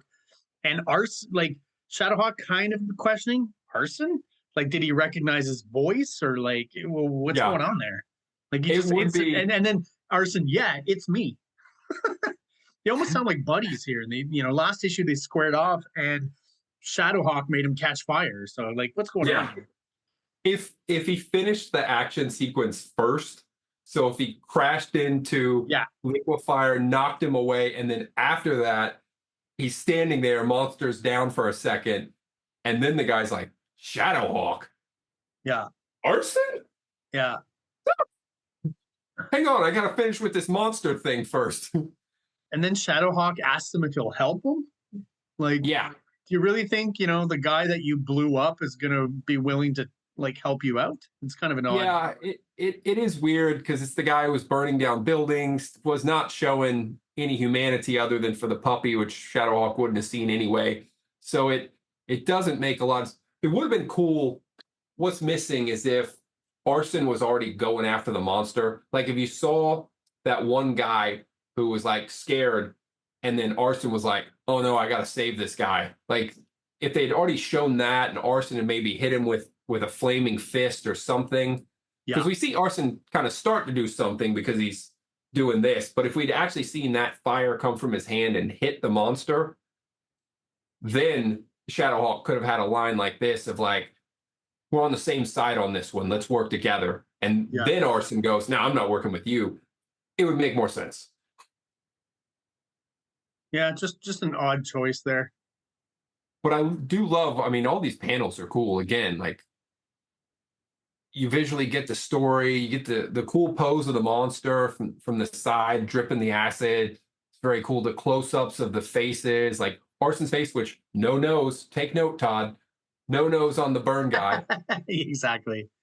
But yeah, it's less detail, so he's just putting these splotches. Well, I guess he penciled in splotches, and then the inker put in the actual blacks in flame. It's very effective. It's a very cool old school monster. Like these monsters look like they would have been in like Erie, you know? They definitely just kind of like Blackjack. The designs definitely feel a little bit like a throwback, right? They don't feel Yeah. necessarily like 90s at that time, modern kind of extreme, cool designs. They definitely feel a little bit kind of more nostalgic, I guess is how I'd put it. Because yeah, with Arson, he's basically doing a different version of Kirby Crackle, right? That's basically what he's doing there. Yeah, absolutely. When Arson asked what's in it for me, instead of saying nothing, Shadowhawk's line could have been like humanity. Yeah, yeah. Helping a brother out. Oops, said too much. No, I'm just kidding. Something would have been better than nothing in this Yeah. case.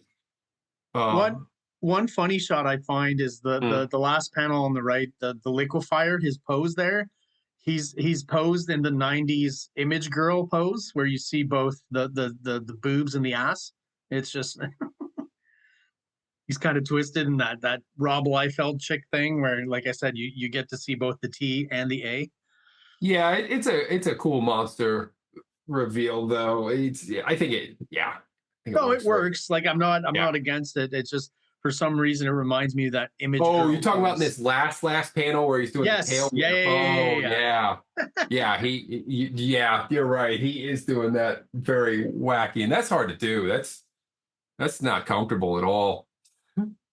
No, I don't know many people who just kind of naturally stand that way, but at Yeah. least here he is in movement, right? And he's hitting Shadowhawk with the tail. So it does make sense, but it just reminded me of that typical image girl pose that was so popular in the 90s. Yeah, it's pretty cool action. I mean, you've got the side view panel with going in for the kick, which I guess that we could have used some motion lines on Liquefier to give us more the impression that he's falling back from that kick. Because obviously it hits, because we get the sound effect that a strike has occurred. But Liquefier almost looks like he's standing there like ready to attack. The only indication that he's falling back is the acid going back this way. So some motion lines would have been nice there. Yeah, because Um, to me it almost looks like he's projectile vomiting the liquid rather than it, like you yeah, said, implying the movement. I don't know how yeah, successful that is there. absolutely. It could look like he's spitting acid at him. And then go from that leap into another leap forward is a little odd, but it looks cool. It is cool. You get a side shot. Now we're getting a front shot. He's tacking lots of city. Actually, in this case, those city buildings almost don't make sense. Because we've got such a close up of this wall. I almost feel like there should just be a different wall. Yeah. It's almost a little weird that those buildings look so far back by comparison. But getting both creatures in, so getting Arson in at the side and then Liquefier would just get in the top of the head, so he's still in the shot. It's kind of neat. I dig that. And then when Shadowhawk gets hit, the way he flails, like you definitely get the impression he got hurt from that hit. Yeah, it seems impactful, but at the same time, like I wonder, as the hit happens, you see kind of that exploding acid. Does none Yeah, of it get on Shadowhawk's mask or face, or you know what I mean? We don't really see any kind of effect from the acid on Shadowhawk's, at least on his armor, you know? yeah, it's a bit of a missed opportunity if he had the acids on like the helmet. Like if he got hit in the helmet and he had to like take that off and throw it, and then he was just in the black mask trying to finish the fight while keeping Or his face safe. or at least some of it melting away or being affected Mm. by the acid. Yeah, yeah, I hear you. And then there's been that inner monologue that the Liquefier's had through the whole comic. I don't think we've mentioned it before, but the whole time he's just like, "Hey, I don't want to hurt you. Like, I'm not trying to hurt you. I just have to eat. Oh, please don't be scared. I just need to eat. No, this is not. You know, I don't want to do this. Like, why are you running? I just need to eat." He's had this whole thing going on, and he's also been like, "Okay, I've tried to communicate with you guys." Not through internal monologue. That's not how Not really. communication Not works. really. Yeah, they can't hear you. Your inner monologue.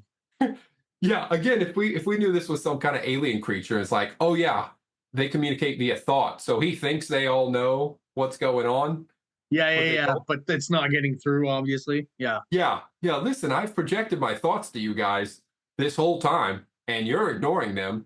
So Well, listen, the whole issue, the liquefier, again, the inner monologue is completely opposite to his actions, right? So it's like this weird kind of thing where, you know, why don't you guys understand me, right? Well, it's because you're not actually communicating with us, and where you are communicating with us physically, you're you know you're attacking us and you're burning us with acid. So it's like, yeah, we're gonna take it as a threat, right? yeah, because he even says at the end, it's like, all right, well, if you're not going to communicate, your death it's on you. Like, Yeah. dude, you've been killing people the whole time. I don't think the telling us you don't want to do it, that's not making it any better. The death has definitely been on you the whole time. You're not some sort of persecuted figure here. Yeah, Yeah. exactly. But it is funny that he's from his point of view is like, oh, I hate the city and the bright lights and the smell and I'm sorry, I gotta eat. I don't want to do this. Don't hate me for it. And this next little sequence here has some. I'm going to read it out because I think it has some funny dialogue, and Yeah. also a few funny sound effects, which I'm a fan of, right? So Uh, Shadowhawk's like, you do not like to kill, but that doesn't mean you won't, right? So you're mhm. cool with making people paraplegics, but killing, you'll withhold on that, but just sometimes, not with acid bearing monsters, I guess. That's on your kill list, not a problem. And also the sound effects when his hook comes out, shoop. Not sure Yeah. where that comes from. Scooch or scutch when it goes into his Scotch. Yeah. chest. I guess that works. But to me, it's just so funny that all of a sudden when he pulls on the string, it says yank. Yeah. Yank. Yank. Love those. Those are my favorite sound effects. Very detailed heart getting Yeah, ripped that out of that the chest. last shot is great though. I got to say, like it's a pretty in line with an image kind of shot. I think like a money shot on this page. Just acid everywhere, going in all directions, coming out of his chest, his mouth, the back of his head, like all of that's really cool. And yeah, the shot of the heart coming out. Um, is this something that Valentino saw in Spawn with the Violator and said, "Hey, that's cool. I'm gonna have a sequence where someone gets his heart pulled out as well, and make it more gruesome, right? Because all the other ones in Spawn, I mean, I don't think we ever got a shot exactly like this of the heart being pulled out, right? Yeah, and man, if only they had pulled a heart out in Savage Dragon, and they'd be like, "Oh, all the solo books show hearts getting ripped out." It's a thing, right? Yeah, yeah, yeah. Yeah, it's a thing. We're all doing it. Yeah, it's a well drawn sequence, and again, I mean, you get a lot of detail in that monster. It's not what Todd or Jim, or Rob would have done it. It would look very different, but it's very effective. It's very old school monsters. All the acid, the color pick too, having this almost happy pink in the background Yeah, yeah, yeah. against this horrific moment, it makes it more cartoonish, less violent. Plus, you don't feel bad for the monster. Yeah, he's trying to have us have sympathy for both Arson and the liquefier, who are both Yeah. really horrible people. And then, so we get back to the detective again, and he's got a different partner now. And so his new partner is like, "Oh, we got to go." And again, the detective's like, "No, I can't go. I got other stuff I got to go do." So they just keep alluding to like, what the heck does this guy do? Where is he? Where is he off to?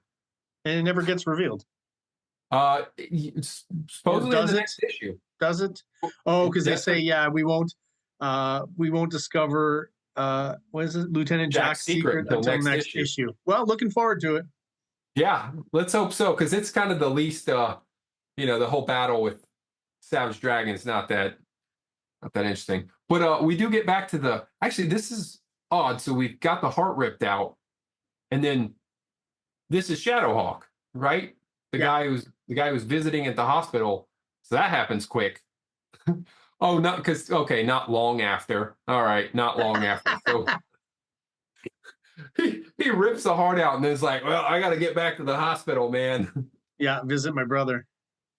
Yeah, is the guy that's at the and did we learn what Shadowhawk does for a living? Is he just running on independent money? Did he have a settlement from something? I'm not quite sure. Yeah. So we had the detective. The detective had a wound. He had like a bandage on to kind of allude like, oh, he might be Shadowhawk. The girl thrown off the force for excessive force, so she could be Shadowhawk. He's showing up at the hospital. He's got the scrape with his brother who's in the hospital, so maybe he's Shadowhawk. But we don't get a lot of characterization from the guy who actually is Shadowhawk. I feel like I don't know, there's just the shots with him talking with his brother. It's not much. Yeah, most of the times when we meet him, he's yeah, it's in a sequence where he's talking to his brother, and that seems to be the only context in which he's presented up until the point where his identity is going to be revealed. Yeah, Storytelling wise, there's something that annoys me a little bit on this page here, where those yeah, last 6 panels, you know, right. even when I was rereading it, I felt I started reading the left hand column and I worked my way Yeah, down. And I was like, wait, oh, so you do still have to read it in traditional left to right. I think that could have been easily fixed by just having less space between Yeah. the left column and the right hand column. Like the amount of space you have between horizontally the panels should be the same in the middle. And that way we, you know, if you look at the left hand side, it's pretty clear the reading direction and the space between the panels where you're Yeah. supposed to go. But this just, I felt like that wider space in the middle really lent itself to me thinking I had to read top to bottom. And then I figured out, okay, no, it's still left to right.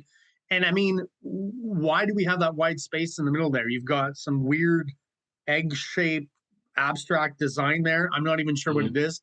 Kind of useless, pointless to the storytelling. So just move those together and closer together so it's a typical 6-panel grid that you know to read left to right. It's not a huge gripe because I mean the storytelling overall is pretty good, but that was just one instance where you know I think naturally the eye is going to want to read top to bottom rather than left to right. If you leave so much space in the middle, it kind of separates them as sequences, even though they're not. Yeah, totally agree. And since you've already got the panels up top, 1, 2, 3, and then the panel going this way, so then if you just continue to move to that side of the page so that the whole page is doing this, graphically it's going to work better. I mean, your other option at the bottom there is if you really want to do this panels here and panels here is just rework the order and just make it so that the panels over here are in that reading order and then to here. Absolutely. Yeah. Also, but again, like that what he did in the middle there, I'm just not quite sure what he was going for. It's just odd and abstract. I wonder if originally there was going to be like the SHADOWHAWK helmet, and then it was like, oh wait, maybe that gives it away too much. Because then at least it would have been kind of cool if it was the SHADOWHAWK helmet or it was the Hawk Star in the middle. Yeah. But then I'm just not quite sure what he was going for with that design in the middle there. Yeah, and that seems to be the only reason why you would have that white space, right? Yeah, it's the only time I would gripe against his layout, his design aesthetics of the page. You know, I mean the blue square itself totally working, no problem. Yeah, no problem there, not at all. Yeah, then we get, you know, again we go back to the other detective, the guy who used to be Jack's partner. And it's a weird sequence. I'm just looking over it. We've had the battle. We had Arson was there. The monster was there. The monster probably died, and then they don't find the monster's body. It's why? Just the fact they're like, oh, the body was right here, huh? What did SHADOWHAWK? And they saw the body, right? So it's like, did they turn around, have a quick conversation, then, oh no, it's gone. Like you didn't see this creature that's had its heart ripped out get up and run away? Like, yeah. It's not a secret. And obviously Valentino's probably planning on bringing him back, right? It's like kind of like Spawn, doesn't need his heart to live, I guess.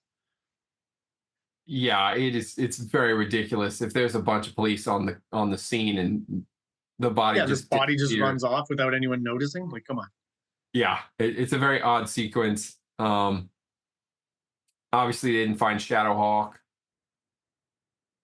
but it's a setup for the next issue, the final issue of the first miniseries of his partner being like, he's already taken Jack in to like put him on, not exactly on trial, but to have him reviewed by the board and like have people start investigating and looking into his actions. And then he still thinks his partner is his ex-partner is SHADOWHAWK. And now he's like, all right, well, fine, I'm going to bring someone else in. And then we get this terrible shot of Savage Dragon.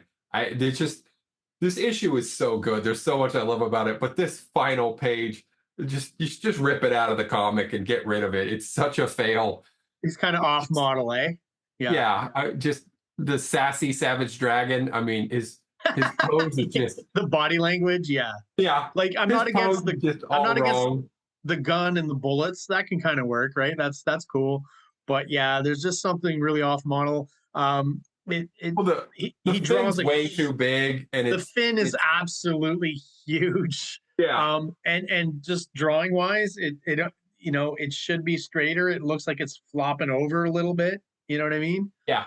It's just a funny off-model shot of the dragon. even in the back there, it's almost like he's got a fin mullet or something. I don't know how I describe that, but Yeah, I far more if this was not Savage Dragon, if instead it was like the Savage Fish coming to town. So instead it was like kind of a joke or a gag would have been great. But the fact that it's supposed to actually be Savage Dragon and like, yeah, like the piranha or something. Yeah, yeah, yeah, yeah. listen, we're dealing with something above us. There's a ringer I can call in. There's a cop, but he's a super powered guy. So I'm gonna get him in on this. But man, you gotta imagine if you're Eric, if Yeah, you yeah. happen to see this issue and just like, duh, Yeah, oh, geez. he doesn't look cool at all, basically, you know. No, and his When body Larson does the proportions. dragon, he looks awesome. He looks cool. Here, I don't know, it doesn't work. There's something One thing about it. that's not working is that he's too proportionate because his legs are very thick, which Yeah, Savage Dragon actually had thinner legs, but his upper upper body body goes is with his lower huge. body. Yeah. Yeah, so this upper body needs to be bigger. The arms should be about as thick as the legs are. In later issues, the arms become thicker than the legs, but here they should at least be as thick. Yeah. It's it's just all wrong. Yeah. But it's still kind of fun, you know what I mean? Just to see such a horrible version of it. Like there's just something funny about it, something entertaining about it. So I Or it's go not ahead. even like the right pose for the Savage Dragon, though. Like Well, this like you isn't. said, he looks a little sassy. Yeah, I do get that sassy vibe from him. you're like, listen, Jim, throw on Predator or Commando or something and get one of those muscular guy with a big gun. Throw on Rambo. Yeah. This is just not how Savage Dragon poses with his gun. It's almost like was he looking at like James Bond and like when he's holding his little gun, but he just drew in a bigger gun. You're like, of Savage Dragon, even if it was over the top, he had like a giant gun in each hand. It was like, yeah, I'm coming to town. That would be less off Yeah, like model. it's like some aspects are too subdued and then other aspects are too extreme in a weird way. Like you said, the thighs are way too big and kind of extreme in the general sense of proportions that we have for the Savage Dragon, as opposed to his upper body. And that fin, man, just like it almost ends up looking more like a mohawk than a fin. Like, you know what I mean? Like I don't recognize it as the same as how Larson renders it. Yeah.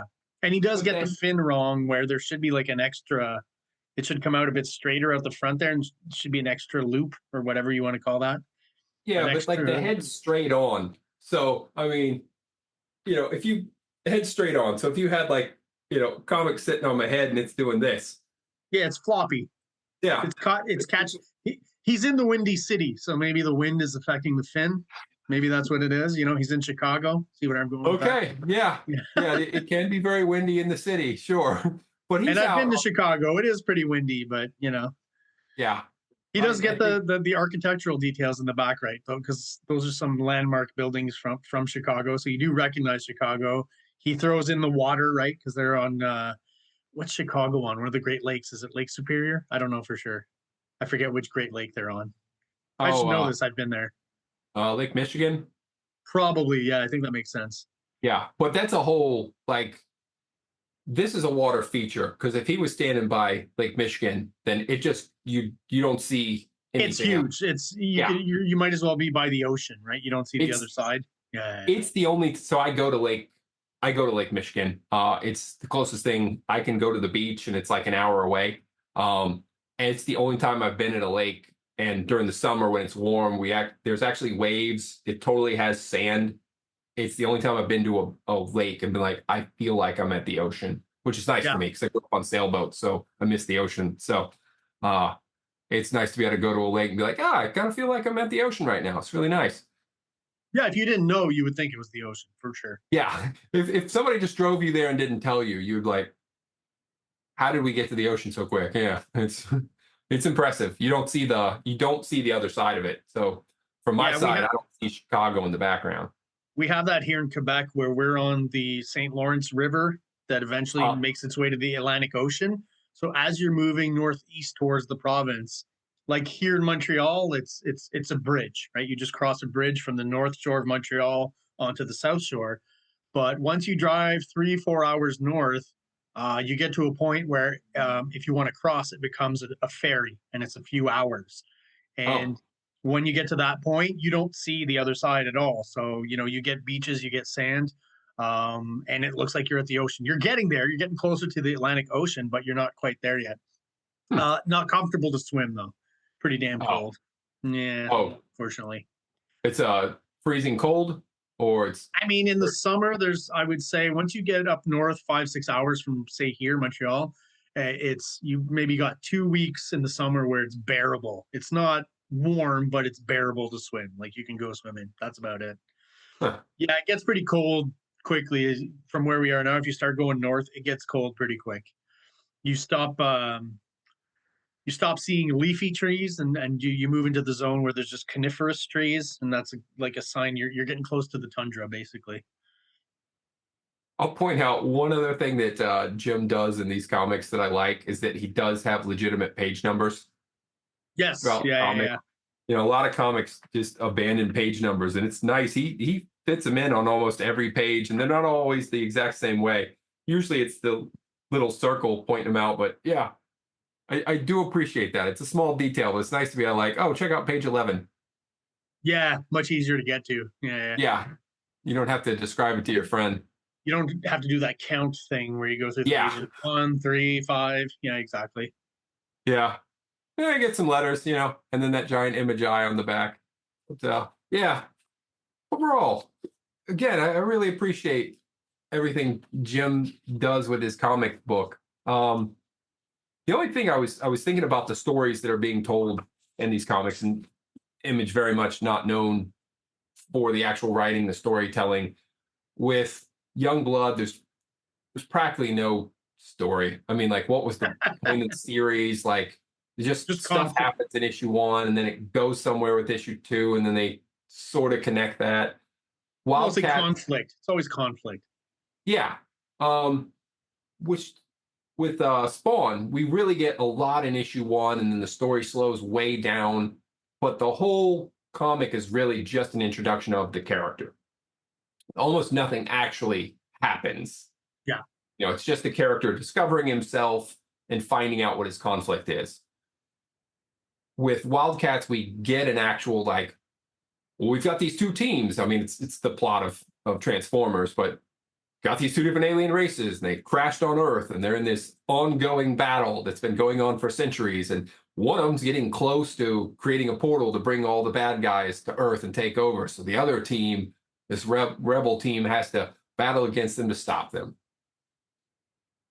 What was going on in Cyberforce? That's another one where, like, there's more plot than Youngblood, but just barely. Yeah, it's not quite as memorable, I guess. No, Yeah. really not. Like, there's runaway. They gotta grab her. They grab her. Then the next issue, the bad guys, they're managing to get after her, and they're trying to protect her. Then they do protect her. Then they lose her, and then there's some kind of wrap up in issue 4 Well, based on there's this subplot of, you've got Cyberdata, but then you've also got Mother May I, who's like the head of the mutants, yeah, copyright, whatever. But the yeah, mutants in the Cyberforce or the Image universe, and she's kind of leading them, like in X-Men, towards acceptance by regular society. But that whole plot point is barely there, right? It almost has no impact on the storyline, where it's very derivative of the X-Men stuff. But maybe if they'd focused on that a little bit more, it would have been a little bit more memorable. And it's funny to me that I never noticed, and you bring it out, that the Wildcat storyline is basically Transformers. I never really made that connection, but now that you say it, I'm like, oh my god, it's so obvious, right? yeah. And then the only the orb is almost like the Energon cubes, right? Oh, yeah. Yeah. Yeah, the Energon cubes, yeah. And then Savage Dragon also doesn't have really a story. It's also just like, the purpose of this miniseries is an introduction to the character and the world, but there's no overarching. They're putting pieces in place. I guess the overall super freaks, kind of taking over the city, and now they finally have a guy who's able to fight back. I guess it's kind of the basic, and that'll obviously be more developed story-wise in the ongoing series. Yeah. But the miniseries is all just setup. It's just like, hey, Yeah. we're introducing you to this, except for issue 3, where there's just practically just a big fight. It's Almost inconsequential to Savage Dragon continuity. Yeah. yeah. If you didn't read it, you didn't miss anything. You didn't miss much. Yeah. Yeah. So, and even like SHADOWHAWK, we're learning details about the character. There's a mystery of who he is. There's characters thrown in as possibilities of who his secret identity is, but there's no overall objective story that's happening. We're just being introduced to things, elements, ideas, concepts, but nothing has to get solved. SHADOWHAWK's very much day in the life. Like he's just fighting crime. He's fighting bad guys. We don't learn enough about him. Like, do you have a bigger mission? Do you have a bigger game plan? No, I'm just fighting crime. So I can really tell where, like, the more I look at it analytically, like why people are complaining about it. Like as a kid, I was just like, hey man, it looks cool and I like it. But like when I read Valiant comic books, I very much, in a lot of them, particularly thanks to Jim Shooter, was getting like, oh, here's the story. Here's what's going on. We've got these kids that are on the run from this evil organization, and they're battling them, but they're not just fighting them for no reason. They're breaking into their facilities to get the information so that they can try to get to the other kids first and warn them about this company and don't work for them. And we're trying to put together our own group because we're also going to need to take that down. Okay, Solar Man of the Atom. Actually, that one is more day in the life now that I think about it. I mean, it's a very cool setup, but then never mind. Harbinger. At least one Valiant. Yeah. I do feel like Valiant was kind of the other side of the coin at that time, as opposed to Image. Completely. Image is very focused on art and visuals, not so much on storylines and plot.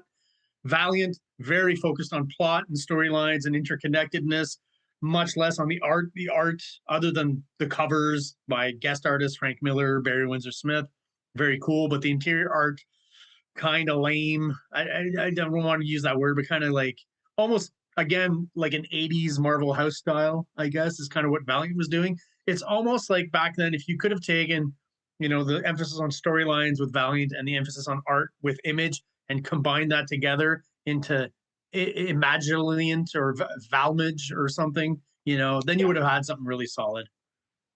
Yeah, and it's too bad that when they did the crossover, when you end up getting the Image Valiant crossover of Deathmate, it's not a good story, and the individual issues really don't do anything. Like, oh look, what if our worlds were combined, and then in this alternate dimension and continuity, like they just created a new universe so that no matter what happens, there are no consequences on either the Image universe or the Valiant universe.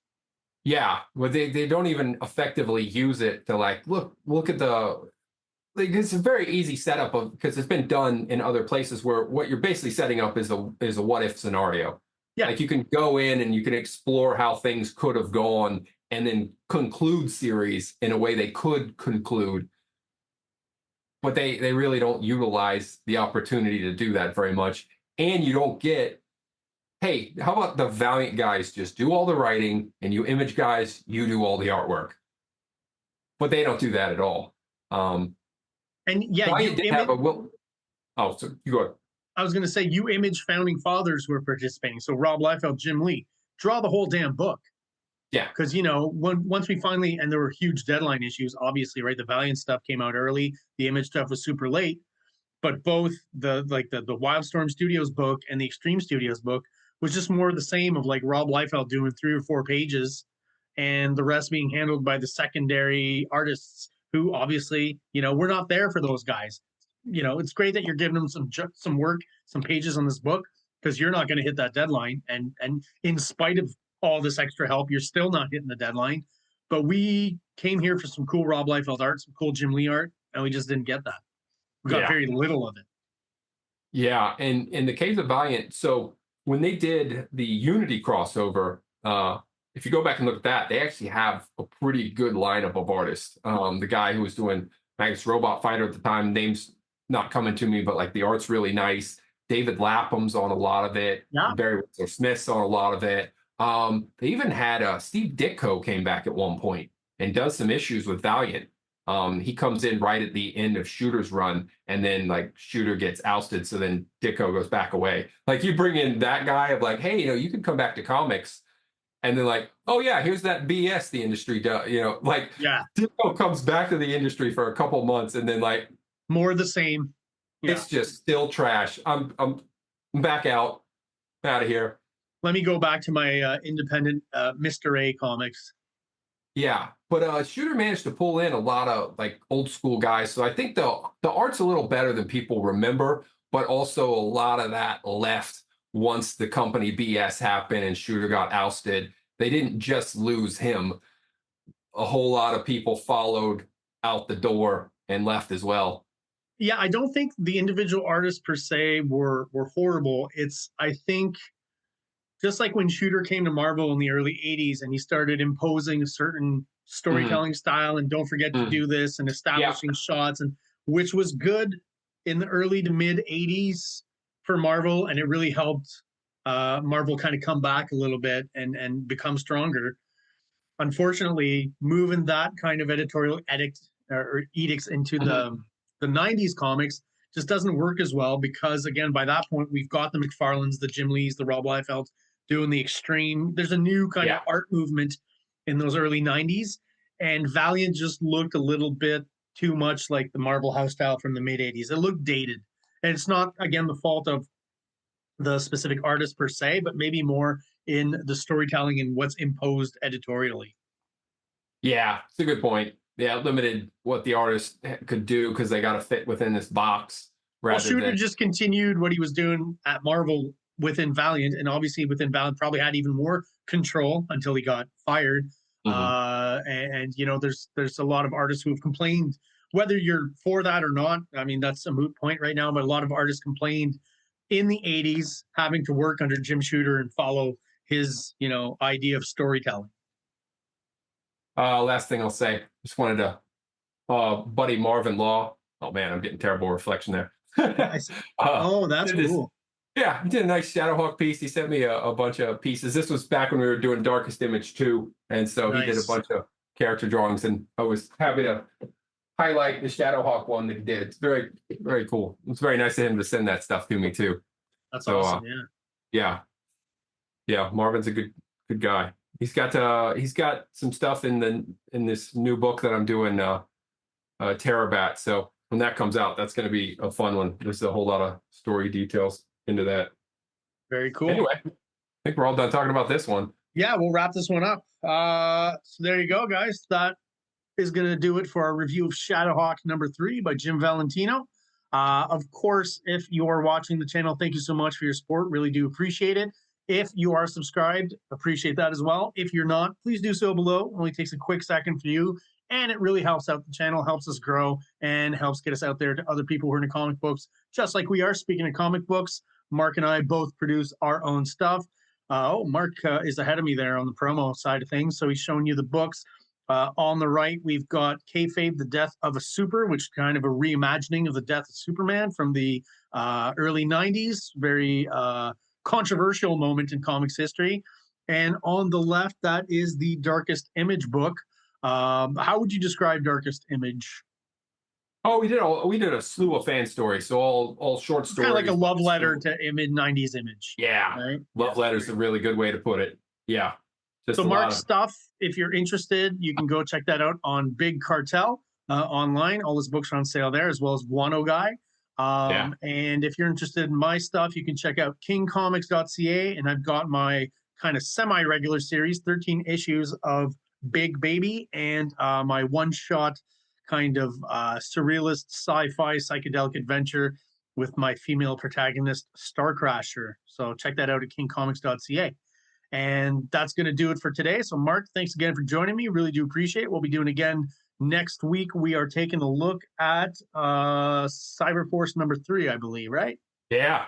All right. The last one. Yeah. So tune in for that one next week, guys. Next Wednesday, that'll be out. And just going to thank everyone again for checking out the channel and checking out the videos. Really do appreciate it. Everyone out there, thank you for watching once again. Have yourselves an awesome day. See ya. Like, subscribe, like, subscribe.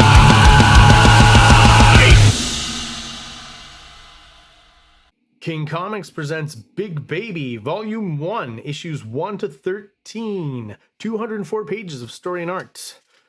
King Comics also presents STARCRASHER one-shot, 32 pages, cosmic sci-fi surrealist adventure.